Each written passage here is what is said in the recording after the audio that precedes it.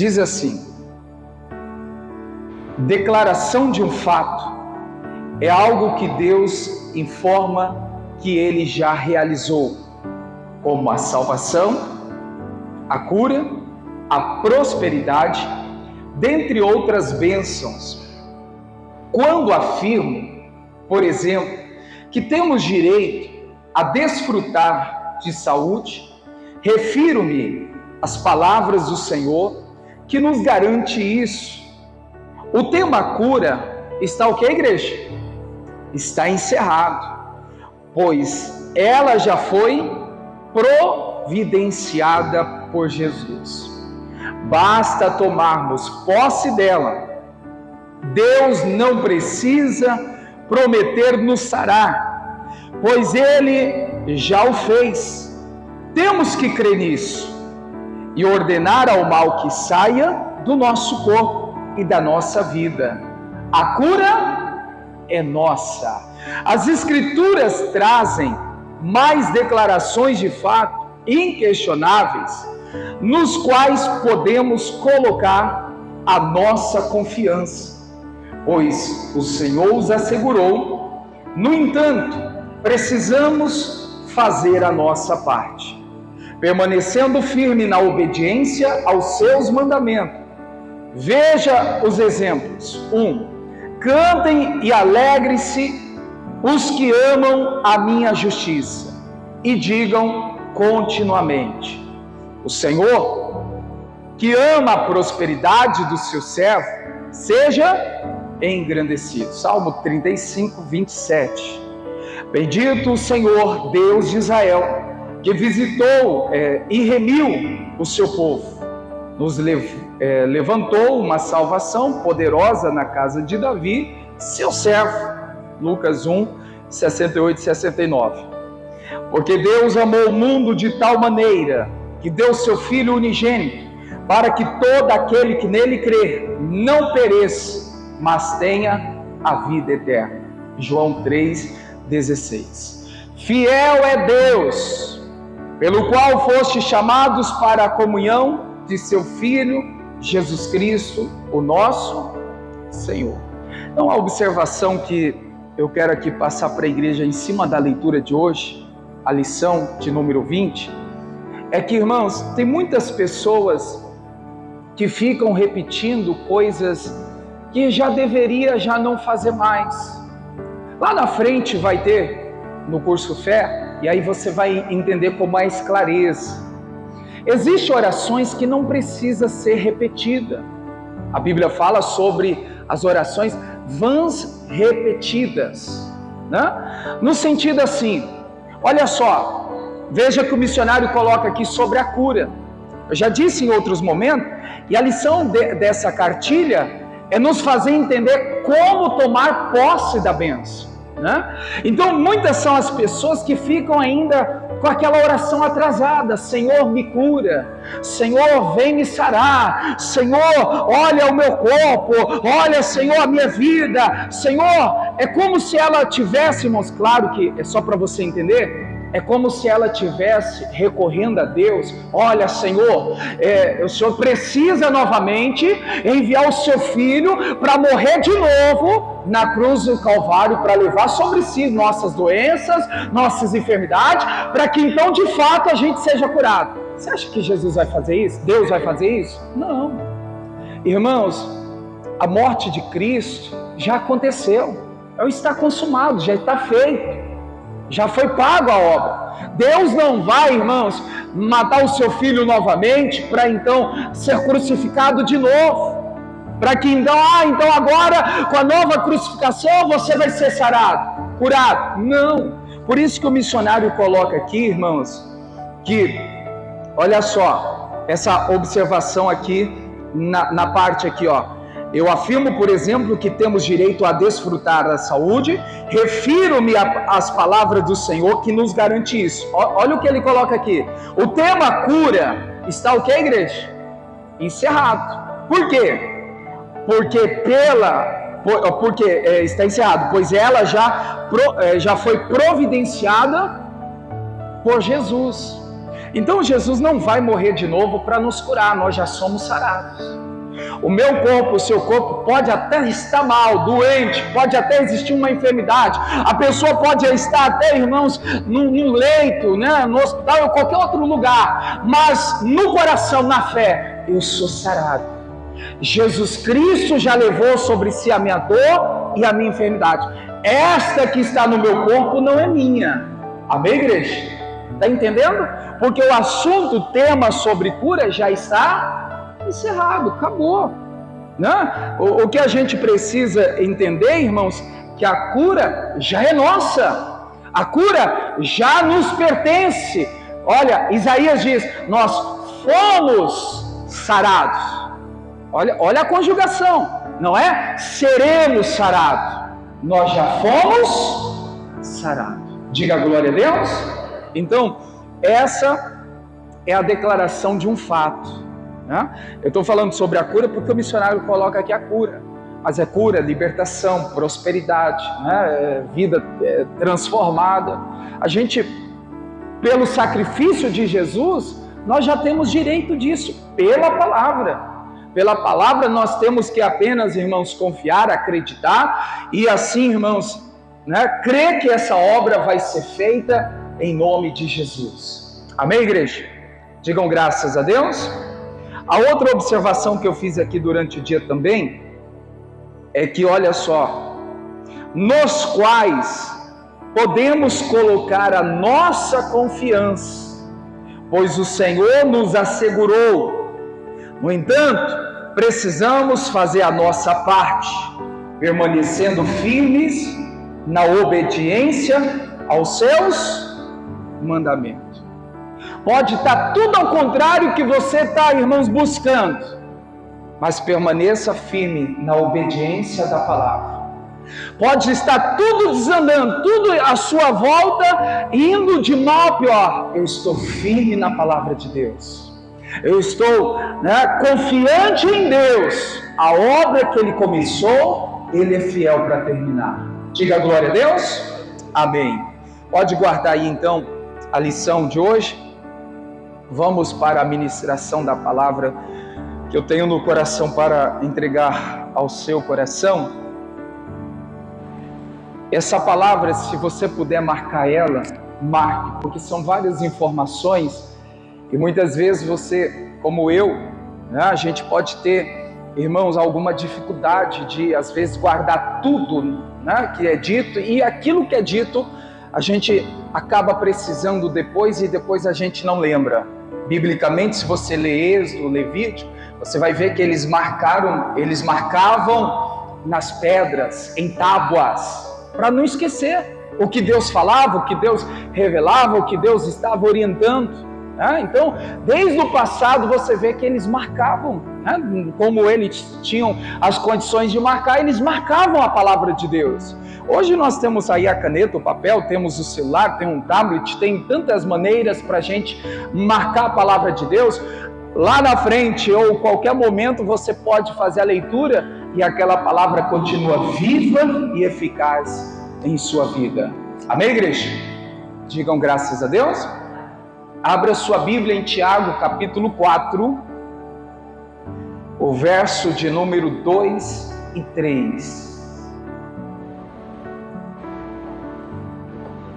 Tiago 4, 2 e 3.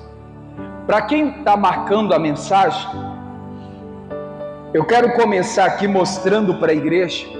Esse culto também, irmãos, foi ministrado pela manhã e à tarde, apesar da chuva, bastante gente veio à tarde, de manhã, algumas pessoas também vieram. Essa palavra, ela está no meu coração desde cedo, quando eu fazia essa leitura, e assim, o Senhor falou fortemente aos nossos corações sobre esse recado de hoje. Eu até compartilhei na linha de transmissão. Hoje nós vamos aprender sobre a oração baseada naquilo que Jesus disse em Mateus 6,6. Mas eu preciso mostrar para você o que o apóstolo Tiago escreve aqui no capítulo 4, verso 2 e 3. Encontraram? Está escrito assim, eu vou ler na tela, na NVI, vocês cobiçam coisas, mas não as têm, matam e invejam, mas não conseguem obter o que desejam, vivem lutando e fazendo guerras, não têm, porque não pedem. Repete essa parte final. Não têm, porque não pedem. Mais uma vez. Não têm, porque não pedem. Versículo 3. Pedem, mas não recebem, porque pedem com más intenções, com fins de gastar nos seus prazeres. Amém. Lendo essa palavra, quando se fala de oração, eu vou falar igreja aqui, irmãos, não é propriamente só a nossa igreja. Se a gente olhar, isso aqui é para todas as igrejas, todos os lugares. Olha só.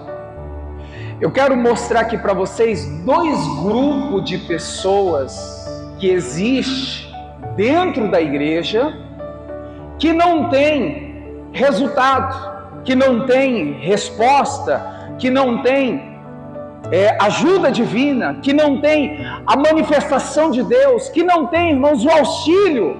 Olha só, primeiro grupo de pessoas, Tiago diz: aqueles que não têm nada porque não pede. E aí ele diz que o outro grupo de pessoas é aquele que pede, mas pede mal e por isso não tem. Eu falava para a igreja hoje, eu e você, nós temos que estar fora desses dois grupos. Nós não podemos de maneira nenhuma estar nem no grupo, irmãos, das pessoas que não tem porque não pede, e nem no grupo de pessoas que pede, não recebe porque pede mal. Analisa aí, será que a gente não está nesses grupos de pessoas? Eu não tenho porque eu ainda não pedi. Eu não tenho porque eu estou pedindo errado. Esse pedir aqui é a oração da igreja. Esse pedir, na minha tradução aqui, está assim, ó: nada tendes porque não pedes. Na sua Bíblia também está assim? A parte final do versículo 2. Quem está assim, diga amém. Então repete comigo aí: nada tendes porque não pedes. Tem muita gente que não tem, irmãos, uma resposta, uma providência, um milagre, uma atuação de Deus, porque não ora para aquilo acontecer. Sabe, olha só, tem gente que vem na igreja, ela ora aqui com a igreja, com os irmãos, com o pastor, com a comunidade, mas ela não tem, irmãos, vida própria de oração. Não sei se você tem participado assim com frequência, que é um número rotativo, mas eu tenho falado aqui em alguns cultos, que, irmãos, eu aprendi assim com o pastor Carlos e vivo e procuro também ensinar dessa forma. Eu e você, nós não podemos terceirizar a nossa fé. O que é isso? Eu não posso apoiar a minha fé na vida do meu pastor. Você pode precisar do seu pastor? Pode. Irmãos, pode contar comigo a hora que você quiser. Mas você não pode depender dele somente. E às vezes, irmãos, ficar: olha, o pastor vai orar por mim, a igreja vai orar por mim. Só que aqui Tiago está dizendo, irmãos, que eu não tenho porque eu não peço. Não é o pastor, não é a igreja. Está entendendo, irmãos? Então nós precisamos fixar a nossa fé em Deus pela palavra, porque a fé vem pelo ouvir.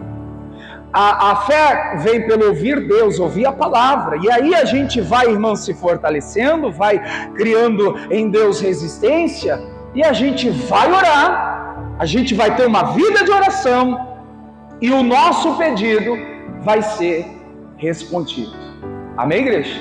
Essa palavra desde cedo está sendo ministrada, tá? Então olha só, qual é o primeiro grupo de pessoas que Tiago identifica? Nada tende porque não pede. Ou seja, tem gente que precisa, mas não pede. Sabe, irmãos, olha só, tem gente que precisa mais de Deus e ela não pede. Senhor, eu quero mais da tua presença. Tem gente que precisa mais da fé. Senhor, fortalece a minha fé, eu quero mais fé, eu quero ouvir a palavra. Ela não pede. Tem gente que, irmãos, não pede as coisas espirituais para Deus. Tem gente que não pede. Tem gente que está precisando de um milagre. Ela não busca, ela não pede a Deus um milagre. Como que vai receber o milagre se não está pedindo? Então Tiago está deixando bem claro, nada tendes porque não pede. A gente não tem porque a gente não está orando para ter. Irmãos, entenda, ele está dizendo assim, por detrás disso, ele está falando assim, se você orar, você vai ter. Se você buscar, você vai, olha, ter resposta na sua oração. Amém, igreja? Esse é o primeiro grupo. Qual é o segundo mesmo? Versículo 3. Pedir, pedir e não receber, porque pede mal. O que é isso? É aquela pessoa que ora, mas ora de forma errada. Ora, mas ora de qualquer jeito. Ora, mas irmãos, aqui nesse versículo, nessa tradução, fala que ora com intenções, né, de prazeres próprios. Né? A pessoa, ela faz uma oração, mas ela quer, irmãos, benefício somente para ela diante daquilo. Às vezes ela não ora buscando a Deus, ela não ora para se fortalecer em Deus, ela não ora, né, para então se envolver mais com Deus, ela só quer, Senhor, eu quero um milagre, Senhor, eu quero vitória, Senhor, eu quero a ajuda, eu quero isso, quero aquilo. Não é errado ter esse pedido de oração, porque Jesus também deixou bem claro, irmãos, tudo que pedirdes em meu nome, eu o farei. Mas tem gente que está orando errado. Está pedindo na hora errada. Nós temos que entender, eu não posso fazer parte nenhum desses grupos de pessoas que estão por aí. Nada tendes porque não pede, primeiro grupo. Pede, ora, mas ora errado. Por isso que não tem resposta na sua oração. Pastor, qual é o modelo certo da oração? Eu encontrei em Mateus 6,6. Fora esse de Mateus 6,6, pode abrir a sua Bíblia, por favor, em Mateus 6,6. Fora esse, quem esteve aqui na igreja domingo, eu até dizia aquele exemplo de Daniel. Daniel 10, a Bíblia diz que Daniel fazia o seu pedido a Deus, orava ao Senhor, e a Bíblia fala que o anjo de Deus veio por causa das palavras de Daniel. Sabe o que isso quer dizer? Irmãos, por causa da oração de Daniel, Deus trouxe resposta para Daniel. Então a gente tem que olhar pessoas da fé que deram certo biblicamente, os heróis da fé, que tiveram vidas de oração, que funcionou para a gente copiar, para a gente imitar, para a gente, Senhor, eu quero ser igual. Tem muita gente que tem o modelo da oração, aquele do Pai Nosso que está no céu. Eu quero dizer para você, irmãos, que Mateus 6,6, aqui Jesus, pode ver, se a sua Bíblia tem essa separação de vermelho, negrito, essas coisas, pode ver, se a sua tiver em vermelho aí, né? É Jesus falando. Então eu falei para a igreja hoje que, irmãos, nós precisamos fazer o que Cristo ensinou. E aqui Jesus está ensinando o princípio de oração. Princípio não se muda. Princípio não se quebra. Princípio, irmãos, tem que ser obedecido, copiado. Amém, igreja? Diga comigo, princípio não se muda, não se quebra, tem que copiar, tem que imitar, né? E aqui Jesus, ele diz o que em Mateus 6,6? Mas tu, quando orares, entra no teu quarto, fechando a tua porta, ora o teu pai que vê o que está oculto, e teu pai que vê o que está oculto te recompensará. Para quem quer marcar a mensagem, a parte inicial eu mostrei para você 2 modelos de igreja que existe, né, que nós não podemos fazer parte. E agora eu quero mostrar, irmãos, nesse versículo de Mateus 6,6, 3 princípios que Jesus ensina sobre a oração. Vamos dividir esse versículo em 3 partes. Primeira parte, mas quando você orar, vá para o seu quarto. Vai para onde? Quarto, primeiro princípio, depois vou explicar. Segundo princípio, fecha a porta e ora ao seu pai. Qual é o segundo princípio? Fecha a porta e ore ao seu pai. Terceiro princípio, que é ali, né? Então o seu pai que vê o que está em secreto te recompensará. Então vamos lá, irmãos, 3 princípios que Jesus ensina sobre a oração. Ir para o quarto e fechar a porta e acreditar que a nossa oração vai ser recompensada. Só que eu quero aprofundar aqui, trazendo base e ensino para você então entender comigo aqui o que nós precisamos compreender. Primeiro, o versículo está falando de quarto. Quarto é lugar de quê, igreja? O seu quarto é lugar de quê? Principalmente casal. Intimidade. Assim dizendo, não é qualquer um que entra no seu quarto. Eu digo visitante. Não é, às vezes ninguém entra no seu quarto, porque é seu quarto, né? É lugar de intimidade, é lugar então que você ali, irmãos, tem, né, um relacionamento. Então veja que se a gente aplicar isso para o lado espiritual, tem sentido. Por que Jesus está dizendo, vai, olha para o quarto orar? Porque, irmãos, olha, não adianta a gente orar sem intimidade com Deus, sem relacionamento com Deus. Sabe o que é isso? Sem se envolver com o Senhor. Sabe, igreja, relacionamento é compromisso. Sou casado, eu tenho compromisso com a minha esposa. Então veja que uma pessoa que ora, ela tem que ter compromisso com Deus na oração. Não é orar qualquer hora, não é orar quando der, não é orar hoje eu vou orar, daqui uma semana eu volto a orar, sem compromissos. Não, irmãos. O princípio que Jesus está ensinando é ir para o quarto, é para ter intimidade, é para ter comprometimento, é para ter responsabilidade na oração. E aí, irmãos, eu quero aqui acrescentar alguns versículos em cima disso. Diga aqui comigo, o primeiro princípio da oração é ter intimidade com Deus. Amém? Por quê? Porque o quarto é lugar reservado, o quarto é lugar restrito, o quarto é lugar de você se envolver, né, com o seu cônjuge, ou seja, se a gente levar para o lado espiritual, se envolver com Deus. E aí, irmãos, abra por favor a sua Bíblia aí no Salmo 100, o verso de número 4. Salmo 100, o verso 4. Eu vou pegar aqui um exemplo de Davi. O Davi, ele é um exemplo a ser seguido. Sabemos que lá ele teve a sua falha, seu vacilo, seu tropeço, pecado, veio as consequências, se arrependeu. Mas Deus via Davi um homem segundo o seu coração. Salmo 100, o verso 4. Amém. Antes de ler, olha só. Você já reparou a sua oração? Não olha para a oração de outro, não. Você já reparou a sua oração? Como é a sua oração inicial? Só para você entender, eu vou fazer aqui um exemplo de oração. Tem gente que começa a orar e ela começa assim: Senhor Deus, eu me coloco diante de Ti. Senhor, eu preciso de um milagre. Senhor, eu preciso de uma resposta. Senhor, eu preciso que o Senhor me dê condições para pagar essa conta. Senhor, olha, Senhor, eu preciso de providência urgente. Já viu gente, irmãos, que ora desse jeito?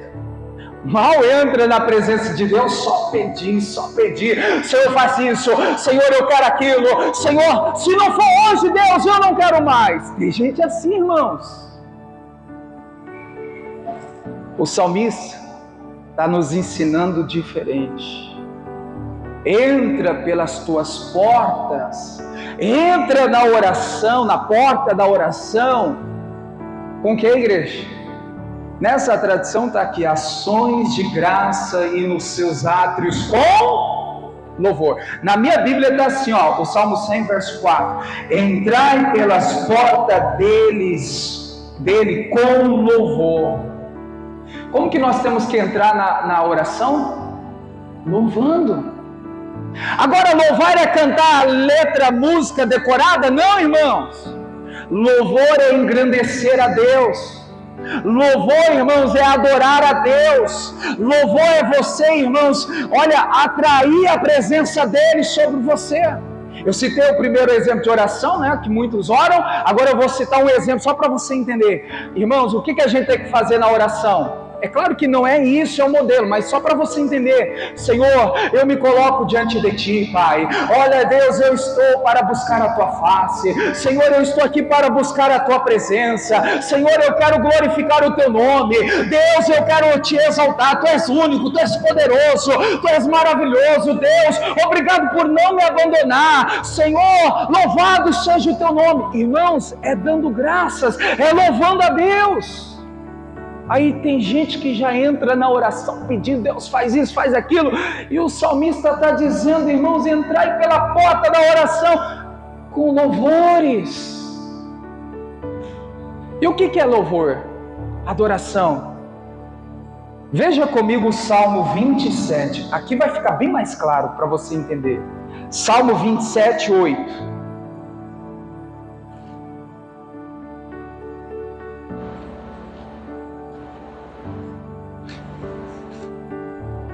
Deus está falando aqui com Davi, e depois Davi fala com Deus. Olha o que Deus diz a Davi. Quanto tu disseste, ou seja, igreja, quando você orar, Davi, quando você falar comigo, Davi, faça o que, igreja? Já entra pedindo, exigindo, mandando, requerendo alguma coisa, é isso que está escrito aí? Não, Davi, olha, quando entrar na minha presença, quando falar comigo, Davi, olha essa tradução na tela, irmão, isso aqui é lindo demais. Busque a minha face, Davi. Buscar a face é buscar a presença de Deus. Buscar a presença de Deus, irmãos, é adorar o Senhor, é glorificar a Ele. Davi, quando entrar na minha presença, quando orar a mim, Davi, busque a minha face. Irmãos, o modelo da oração para se seguir é entrar adorando, buscando a face, buscando a presença de Deus. Porque quando nós buscamos a presença de Deus, a face de Deus, eu creio, irmãos, que nós estamos nos revestindo de força, de poder, de unção. Nós vamos ter, irmãos, então, resistência daquilo que Paulo fala, que então quando vier o dia mau, a gente vai poder resistir o dia mau e permanecer, irmãos, firme. Mas se eu não busco a presença de Deus, se eu não busco a face do Senhor, no dia mau, o que vai acontecer? Eu não vou ficar firme. Por quê? Porque eu estou fazendo, mas eu estou orando, mas está orando pedindo somente. Não está se fortalecendo em Deus. Então, Davi, irmãos, isso aqui é tremendo. Olha na tela mais perto aí. A você, o meu coração, ele diz, busque a minha face. E o Davi entendeu, irmãos, que eu e você hoje entendam. Qual foi a resposta de Davi? A tua face, Senhor, a tua presença, Senhor, eu buscarei. Você pode dizer isso, igreja? Diga comigo, a tua face, Senhor, eu buscarei. Diga, a tua presença, Senhor, eu buscarei. Amém, igreja? Olha só, irmãos, eu já entrei muitas vezes na presença de Deus pedindo, Senhor, faz isso, faz aquilo, Senhor, eu preciso disso, uma resposta, um milagre. O dia que eu entendi que não é assim, irmãos, porque Jesus está dizendo, olha, vai orar, entra no quarto, vai orar, tem intimidade, vai orar, busca a face, busca a presença, se envolva com Deus. isso que eu estou dizendo que é um princípio, irmãos, que deve ser copiado, seguido, praticado. Eu não posso entrar na presença de Deus já imediatamente, Senhor, eu preciso dessa resposta, eu preciso desse milagre. Senhor, se o Senhor não fizer, olha, Senhor, mas eu nem quero. Não, não é assim, irmãos. O Davi entendeu: a tua face, a tua presença, eu buscarei. Amém, igreja? A presença de Deus, a face de Deus, nós devemos buscar, adorar, glorificar a Deus. Diga glória a Deus. Então, mais uma vez, diga a tua face, Senhor. Diga a tua presença, Senhor. Diga eu buscarei. Amém. Não seja só uma frase repetitiva, né? Que você venha aplicar isso, irmão, sempre na sua vida. Davi entendeu a face, a presença, eu a buscarei. Entendeu? Sabe por quê, irmãos? Abra sua Bíblia rapidinho aí, em 2 Samuel capítulo 6. É o verso de número 2. Mas eu vou ler o que está escrito antes do versículo 1 aqui, porque na minha Bíblia está em negrito. E só o que está em negrito aí já é o que eu quero dizer para você. Vamos entender aí? Na sua Bíblia tem 2 Samuel, capítulo 6. O que nós vamos ler é o verso 2. Mas o que está em negrito está antes do versículo 1. Na Bíblia que tem aí em negrito, o que está escrito? Lê comigo em voz alta. Davi traz a arca para Jerusalém. Vamos repetir isso? Davi traz a arca para Jerusalém. O que isso tem a ver, pastor? Davi, quando assume o reinado, primeira coisa que ele faz é levar a arca para Jerusalém. Você sabe o significado da arca, igreja? Presença de Deus. Quando Davi então está levando a arca, está pedindo para subir, levar a arca, Davi está dizendo: eu não posso governar, eu não posso reinar sem a presença de Deus. Irmãos, tem gente que vai trabalhar, mas não leva a arca consigo, não vai com a presença de Deus. Tem gente que vai viajar, irmãos, não faz uma oração: Senhor, eu apresento a minha viagem, Senhor, esteja comigo na viagem. O Davi entendeu: eu preciso da arca do Senhor em Jerusalém, eu preciso da presença de Deus comigo. Sem a presença de Deus, irmãos, a gente não pode viver. Jesus disse isso, João 15,5: sem mim nada podereis fazer. Viu que Davi entendeu, irmãos? Quando Deus falou: Davi, olha, quando me buscar, busca a minha face. E o Davi disse: Senhor, eu entendi, então buscarei a tua face, buscarei a tua presença. Ele aprendeu. Agora, igreja, eu e você precisamos aprender. Sem a presença de Deus, a gente não vai chegar longe. Não vamos chegar ao lugar aonde é para chegar. Amém, igreja? Aí o versículo 2, isso aí já era suficiente para você entender. Mas vamos ler aqui o versículo 2. E levantando-se Davi, e partiu com todo o povo que tinha consigo de Balá, de Judá, para levarem dali para cima, que? A arca de Deus. Repete: a arca de Deus. O que Davi está levando? A presença de Deus, sobre o qual se invoca o nome do Senhor dos Exércitos, que se assenta entre os querubins. Amém, igreja? Entendeu o primeiro princípio? Por que Jesus disse: quando for orar, vai para o quarto? Quando for orar, vai, irmãos, se envolver com Deus. Quando orar, vai ter intimidade com Deus, vai buscar a face de Deus, vai adorar a Deus, vai glorificar a Deus. Volta lá para Mateus 6,6. Vamos pegar aí o segundo princípio. Mateus 6,6. Quando orares, entra no teu quarto. Primeiro princípio é ter intimidade com Deus. Buscar a face, buscar a presença, se envolver com Deus.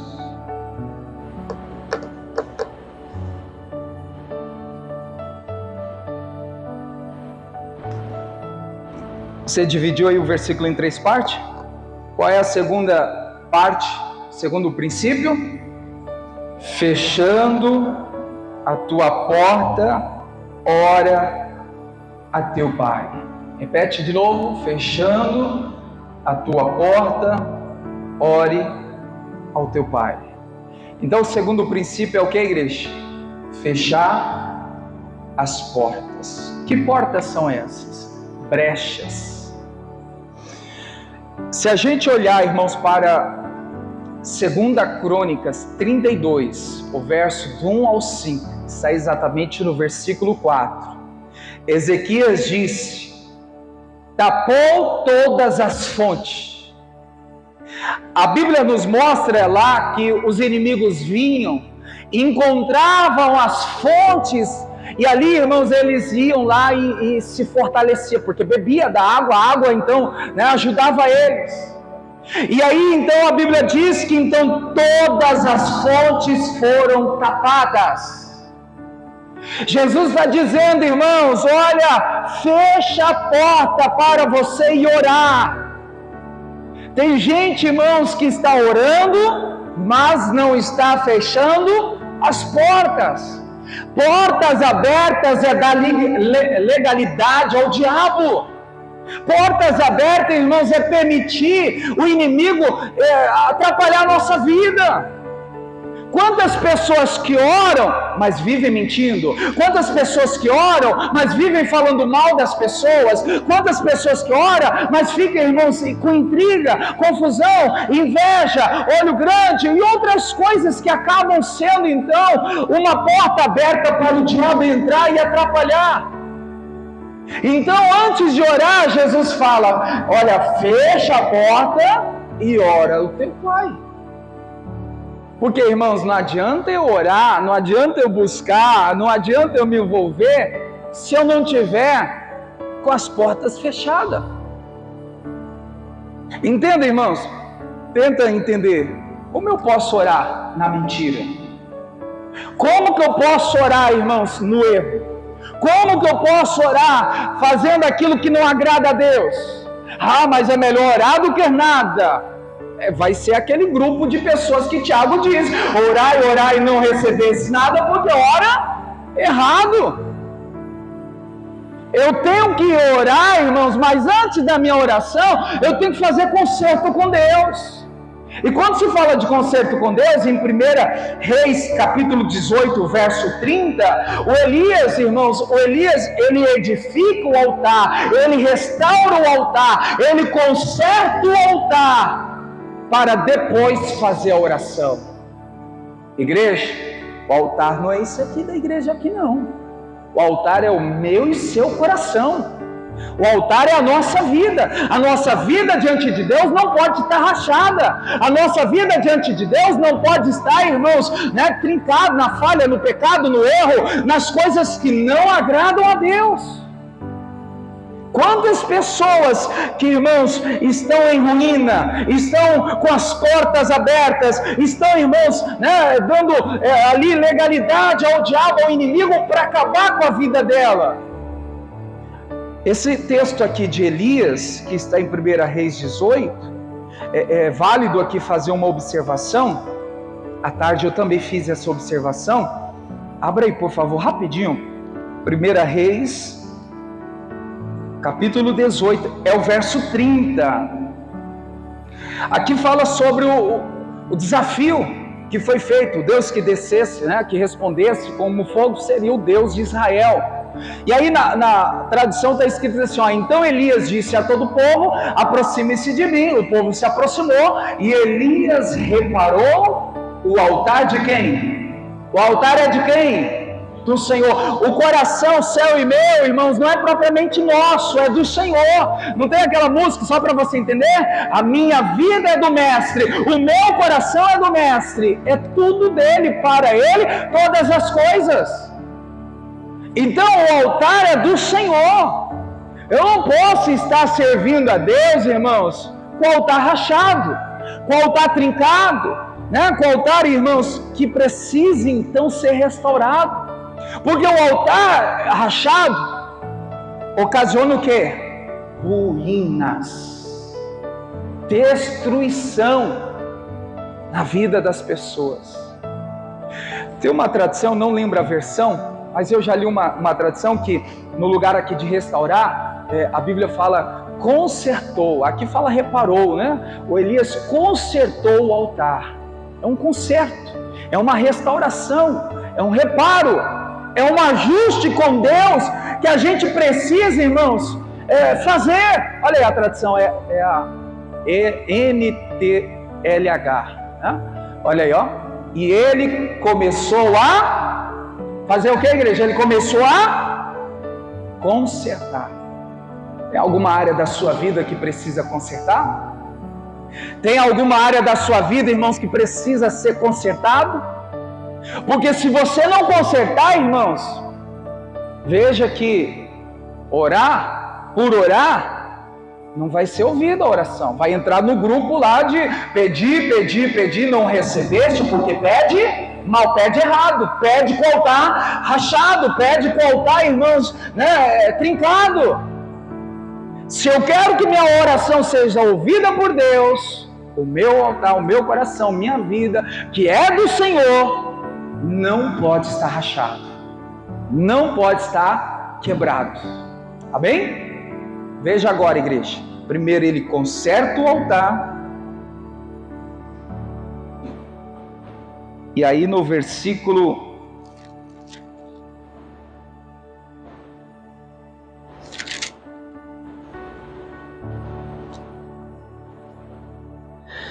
36. Isso, é o 36. Sucedeu, pois, que oferecendo a oferta de manjares, o profeta Elias se chegou e disse: ó Senhor, Deus de Abraão, Deus de Isaque e Deus de Israel, manifeste-se hoje que tu és Deus em Israel, que eu sou teu servo e conforme a tua palavra fiz todas essas coisas. Amém. Esse versículo aqui tem uma tradição que diz que ele orou. Isso aqui é uma oração que ele está fazendo. Quando é que Elias fez a oração, igreja? Depois do altar restaurado. Conserta a sua vida com Deus primeiro. Irmãos, a gente não pode viver de qualquer maneira. A Bíblia diz que os olhos do Senhor estão sobre toda a terra. O que eu escondo de você, eu não escondo de Deus. O que você esconde da sua família, você não esconde de Deus. Às vezes alguém diz assim: não, mas ninguém vai saber. Ninguém vai, né, saber disso ou daquilo. A Bíblia diz que, irmãos, o que está oculto, uma hora há de se revelar. Vai aparecer, vai cair à tona. Então agora é a hora de: Senhor, pequei contra o Senhor, Senhor, errei contra ti, Senhor, errei contra o fulano, ciclano, Senhor, me perdoa, Senhor, eu não posso estar com o altar rachado, eu não posso estar com raiva do irmão, da família, eu não posso estar vivendo de qualquer forma, porque se eu orar, a minha oração vai ser no grupo que o apóstolo Tiago diz: vou orar e minha oração não vai ser respondida, porque eu estou pedindo mal, errado, com o altar rachado. Então, igreja, o Elias conserta o altar e depois ele ora a Deus pedindo para manifestar hoje, naquele lugar, o fogo do céu. E você sabe o fim da história: caiu o fogo do Senhor e consumiu o holocausto, e lenha, e pedras, e pó, e ainda lamberam a água que estava no rego. Todo o povo caiu sobre o seu rosto e disse: só o Senhor é Deus, só o Senhor é Deus. Amém. Então está aqui, o segundo princípio da oração é fechar a porta. É, irmãos, restaurar o altar. É estar, irmãos, fechando as brechas. Não adianta eu ter mágoa, ressentimento, não adianta eu viver com a cara fechada para um familiar, para um amigo, para alguém da igreja, para algum lado do trabalho. Isso não vai ser bom para você. Provérbios diz que há caminho que para o homem parece ser bom. Esse é o melhor caminho que eu vou seguir do meu jeito. Há caminho que parece ser bom, mas o fim é destruição, é morte. Então, ainda que aparentemente parece ser bom para você, irmãos, não é. No fim vai ser destruição, no fim vai ser morte, no fim vai ser dor. Então, conserte o quanto antes, feche a porta, tape as brechas e busque a face de Deus, irmãos, com o coração voltado totalmente para Deus. Volta lá para Mateus 6,6, vamos terminar? Terceiro princípio da oração. O que está escrito aí, a parte final? Você dividiu? Está aí. O teu Pai que vê o que está oculto te recompensará. Amém. Aqui eu entendi, irmãos, que quando eu buscar a Deus, eu tenho que acreditar, eu tenho que confiar, eu tenho que, irmãos, ter essa certeza no coração, que a minha oração será recompensada. Sabe, recompensa aqui é a resposta, é ser atendido por Deus. Olha só, igreja, tem gente que pede pela família, ela ora: Senhor, salva o meu casamento, mas lá no fundo ela não acredita que o casamento vai ser salvo. Tem gente que ora: Senhor, liberta o meu filho. Irmãos, lá no fundo ela não acredita. Não, meu filho está perdido mesmo. Não, irmãos, você orou, você entrou ali no quarto, teve intimidade com Deus, fechou a porta, agora eu vou acreditar, a minha oração, Deus vai trazer recompensa, a minha oração vai ser ouvida por Deus, o Senhor vai me recompensar. Está faltando confiança na vida de muita gente. Está faltando, irmãos, acreditar com fé. A minha oração vai ser respondida, a minha oração vai ser atendida. Será que você, irmãos, acredita na oração que você está fazendo pela sua família, por mais difícil que seja? Veja que o que Jesus falou assim: o Pai, é Deus que vai recompensar. O que eu tenho que fazer é acreditar que Ele vai me recompensar. Por quê? Porque eu estou em comunhão com Deus, buscando a face de Deus, buscando a presença dEle.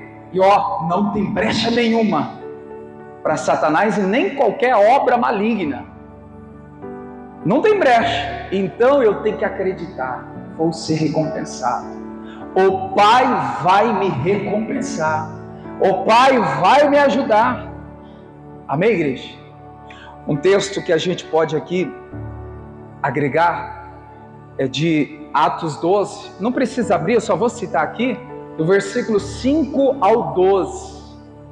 Lembra dessa história? O Herodes tinha mandado prender primeiro Tiago. Herodes matou Tiago. Agora o Herodes manda prender o Pedro. A igreja não orou pelo Tiago e o Tiago foi morto. Agora a igreja fala assim: a gente tem que fazer alguma coisa por Tiago, por Pedro, porque o Tiago morreu, a gente não fez nada. E agora vamos orar por Pedro. Nós precisamos orar por Pedro e vamos orar para Deus livrar ele da cadeia, da prisão. Versículo 5, conhecido, né? A igreja fazia contínua oração por ele a Deus. A igreja acreditava: a gente não para de orar enquanto Deus não livrar ele da prisão. Você vai ver depois lá na frente, irmãos, que o Pedro chega lá na casa de oração onde essa igreja estava orando, e a igreja ainda estava orando. Não pararam em nenhum momento. Oração contínua, oração, irmãos, creio, vai acontecer, Deus vai recompensar, Deus vai livrar, Deus vai fazer um milagre. Eles acreditavam, por isso que eles não pararam. Você precisa de um livramento? Acredite no Deus que livra. Se precisa de uma providência, acredite que o Deus é Deus de provisão. Mas nós temos que acreditar. Porque se a gente não acreditar, irmãos, a gente não vai ter a recompensa do Senhor. Então, o terceiro princípio, qual é, igreja? Acreditar, confiar, ter fé que Deus vai nos recompensar. Diga glória a Deus. Está aqui, irmãos, essa mensagem. Que o Espírito Santo fale mais ao teu coração. Não deixe essa semente se perder. Primeiro, nós vimos 2 tipos de igrejas que existem. A que nada tem porque não pede, não ora.